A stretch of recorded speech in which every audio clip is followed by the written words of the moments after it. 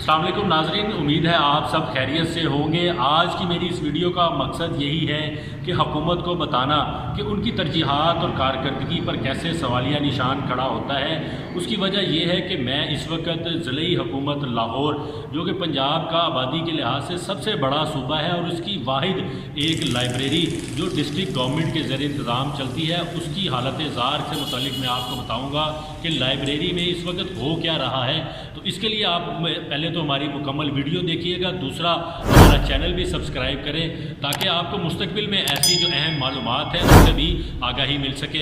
चलिए अब मैं आपको दिखाता हूँ लाइब्रेरी की हवाले से कि यहाँ पे हो क्या रहा है और लोगों के साथ क्या हो रहा है। लोग जो शौकीन हैं किताब पढ़ने के, वो यहाँ पर कैसे मायूस लौटते हैं। तो अब मैं आपको दिखाता हूँ कि आप देख सकते हैं, ये लाइब्रेरी का मेन हॉल है जहाँ पर ये डेस्क जो रैक्स रखे गए हैं जिनमें किताबें होनी चाहिए थी, उसमें मिट्टी, धूल और मकड़ी के जाले वो आप वाज़े देख सकते हैं, जो कि हुकूमती तरजीहात पर एक सवालिया निशान है। अगर लोगों को यहाँ पर किताब पढ़ने को मिले, यहाँ पर उनको अच्छी सहूलियात मिले, इस लाइब्रेरी में काफ़ी वसी व अरीज़ इसका इलाका है। यहाँ पर मेन हॉल भी है, उसका दूसरे जो किताबों के लिए रैक्स हैं उसमें जो हालत है वो भी आपको बता रही है कि गवर्नमेंट की तरजीहात बिल्कुल नहीं है इसको बेहतर करने के लिए।